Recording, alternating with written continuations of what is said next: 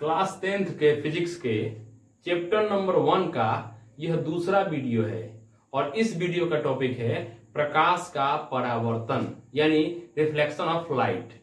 क्या होता है परावर्तन? तो जैसे आपने हाथ में एक गेंद ले लिया और उसे दीवार पर मारा तो क्या होगा? दीवार पर मारेंगे तो टकरा के वापस आएगा, इसी को परावर्तन कहते हैं। ठीक है, अब जानते हैं लाइट का जो वेग है, ठीक है, यानी प्रकाश का जो स्पीड है इस ब्रह्मांड में सबसे ज्यादा है।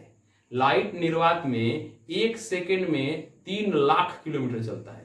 1 सेकेंड में 3 लाख, इतना ज्यादा स्पीड है प्रकाश का। तो जब प्रकाश किसी सतह पर पड़ेगा और उसे अगर आर पार नहीं कर पाया, ठीक है, तो सतह पर पड़ेगा, इतना स्पीड से आ रहा है, पड़ेगा तो टकरा के वापस लौटेगा, इसी को परावर्तन कहते हैं।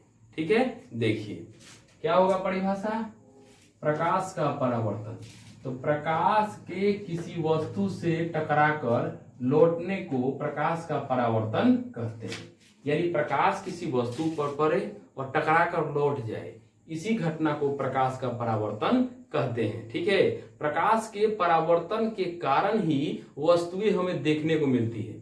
अगर परावर्तन न होता तो कोई भी वस्तु हमको दिखाई नहीं देती है। जैसे ये कलम मेरे को दिख रहा है, ऐसा कैसे संभव हो पा रहा है? तो जैसे बल्ब का प्रकाश या सूर्य का प्रकाश इस कलम में पड़ा और टकरा कर ये यानी परावर्तित होकर ये इस यहां से प्रकाश कहाँ गया? आंख में, आंख के रेटिना पर पड़ा और रेटिना पर जो नर्व होते हैं उन्होंने क्या किया, उसे इलेक्ट्रिक करंट में बदल दिया, प्रकाश ऊर्जा को विद्युत ऊर्जा में बदल दिया और वो संकेत हमारे दिमाग में गया तो दिमाग ने रेटिना पर इस कलम का फोटो बनाया।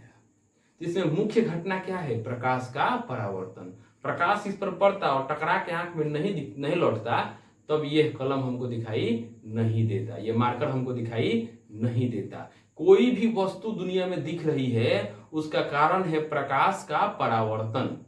जिस वस्तु से प्रकाश का परावर्तन नहीं होगा वो वस्तु हमको दिखाई नहीं देगी। तो परावर्तन किसे कहते हैं? प्रकाश का किसी वस्तु पर पड़ना और टकरा के वापस लौटना, इसी घटना को प्रकाश का परावर्तन कहते हैं। ठीक है, अब देखिए प्रकाश के परावर्तन के 2 नियम हैं।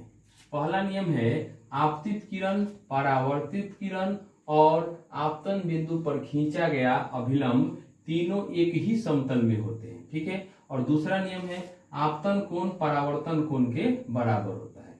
तो ध्यान दीजिए, जैसे मैंने एक समतल दर्पण ले लिया, ठीक है, एक शीशा ले लिया एकदम समतल और इसे नीचे से रंग दिया, और आप जानते हैं इसे कहते हैं रजतित करना। चांदी के पानी से रंगा जाता है, ठीक है, क्योंकि परावर्तन का एक नियम है कि जितना चिकना सतह मिलेगा उतना अच्छा परावर्तन होगा। ठीक है, यानी नियमित परावर्तन होगा।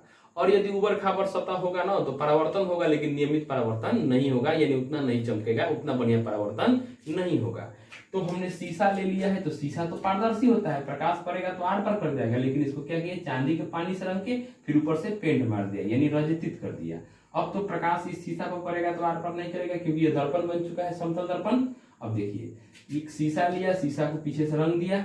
अब देखिए हमने एक टॉर्च मारा यानी प्रकाश को भेजा, तो प्रकाश देखिए ये जो प्रकाश जाती है ना शीशा की तरफ, इसे कहते हैं आपतित किरण। तो आने वाले प्रकाश को क्या कहते हैं? आपतित किरण। तो ये प्रकाश बहुत ही स्पीड से गया शीशा पर तो टकरा के इधर लौट गया, तो टकरा कर जाने वाली किरण को कहते हैं परावर्तित किरण। तो देखिए इस फोटो में ए से लेकर ओ तक ये है आपतित किरण और ओ से लेकर बी तक ये है परावर्तित किरण। ठीक है, और हमने क्या किया, एंगल नापने के लिए क्या किया, बीच में एक अभिलंब 90 डिग्री ये अभिलंब खींच दिया। ठीक है, अब देखिए अब कोण जो होता है ना हमेशा अभिलंब से बनाते हैं, सतह से नहीं। तो ये हो गया आपतित किरण, ये हो गया परावर्तित किरण और ये हो गया अभिलंब। ये तीनों एक ही समतल में होते हैं। ऐसा नहीं हो सकता है कि प्रकाश यहां से आए और यहां से जाए, ऐसा नहीं हो सकता है। नियम क्या है? ये प्रकृति का नियम है कि आपतित किरण, परावर्तित किरण और अभिलंब तीनों एक ही समतल में होते हैं। ये हो गया पहला नियम। और दूसरा नियम क्या है? आपतन कोण I परावर्तन कोण R के बराबर होता है, मतलब I = R। यह दूसरा नियम है। इसका मतलब क्या हुआ, प्रकाश जितना तिरछा इधर से आएगा उतना ही तिरछा इधर से जाएगा। इसका मतलब क्या हुआ, इसका मतलब हुआ जैसे ये कोई समतल दर्पण है, ठीक है, यदि प्रकाश इतना तिरछा आएगा तो प्रकाश इतना ही तिरछा इधर से जाएगा। यदि प्रकाश इतना तिरछा आया तो ये इतना तिरछा जाएगा।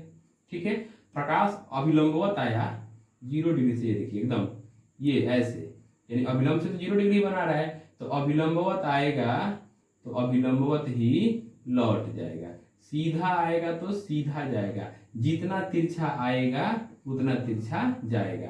यानी अभिलंब के साथ कोण बनाएंगे तो जितना आई होगा उतना ही आर होगा। इसे ही कहते हैं आपतन कोण परावर्तन कोण के बराबर होता है। तो दो ही नियम है, क्या कि आपतित किरण, परावर्तित किरण और अभिलंब एक ही तल में होते हैं, और दूसरा होता है आई बराबर आर।